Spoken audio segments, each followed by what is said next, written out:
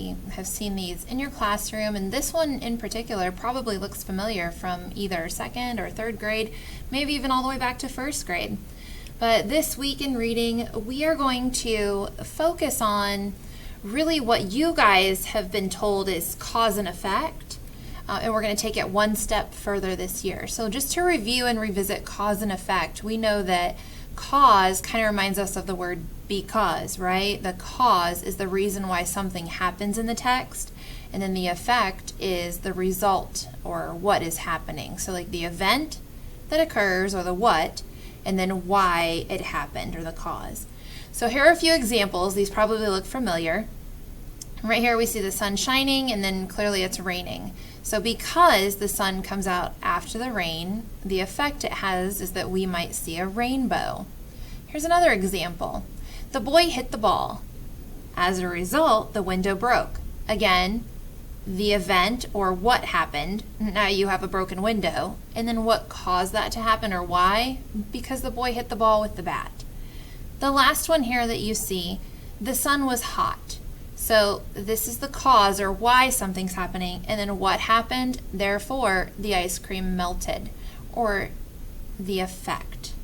You can see some key words here that sometimes signal cause and effect, like because, as a result, or therefore.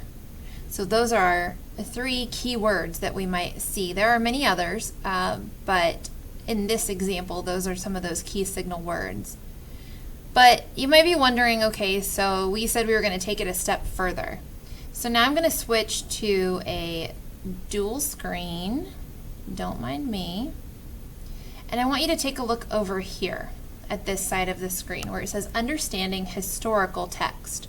The word historical should probably make you think of history. That's right. So oftentimes texts that we're reading, they tell us about historical dates and information, and typically these texts have a lot of information, a lot of dates. They're usually in chronological order, or like the sequence of events that happened in history. But what we're going to focus on is the same thing we always do. How do readers better comprehend these texts? After all, that's our goal as a reader, is how can we understand what we've read? And when we take a look, we see those words cause and effect mentioned here. But really what we're going to focus on, and you can see me scrolling down, is what is happening in our text and why is it happening? Again, when we focus on what's happening in a historical text and what caused it or why it happened, it's going to help us better understand. So if you look right here, I've included a paragraph that I'm just going to read aloud, and I want you to follow along. Good readers often stop and think about what is happening in a historical text and why that event is occurring. This helps readers to better understand historical texts. Typically, these texts can have several dates and chronological information, meaning events that happen in order. So again, just slowing down and stopping to think about what's happening in the story and why it's happening. So let's take a look. We're going to practice real quick. We have 2 pictures here. So look at those photographs, well, rather those illustrations. They're cartoons. And one shows an event that happened, and the other shows why it happened. And I want you to think about which event is which. So just take a look and think to yourself.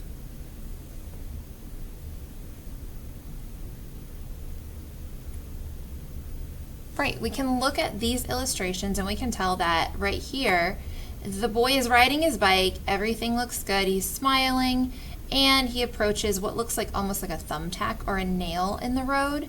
And clearly he has driven over this thumbtack, causing him now to have a flat tire. So now we're going to switch over here to this graphic organizer. We will be using this today and tomorrow to help guide our thinking as we read historical texts. So if we're talking about what happened, well, in this example, the boy in the illustration gets a flat tire on his bike. Now, we want to think about the cause or why that happened. Well, when we look at this illustration right here, we can see that the cause was the boy drove his bike over a tack or nail.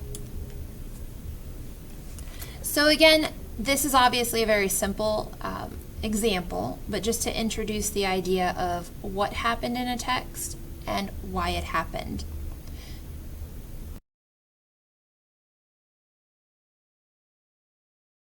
I'm going to locate this text titled the Model T. This is about a car, you can see the photograph right here, that was invented by Henry Ford. And you will also locate this graphic organizer, again with those two columns about the what and why. As you read this short text, it's just 1 page long, I want you thinking about what happened in the year 1908, so we can see that here. So in this box you're going to type what it was that happened, and then continue reading to see if you can identify why that happened. You're going to do the same thing for the year 1913, reading the text, identify what happened in that year, and also look for why, or the cause for that event to happen. Again, keeping in mind that good readers often stop to think about what is happening in these historical texts to help us better comprehend or understand what we've read. If you have any questions, please message me and let me know.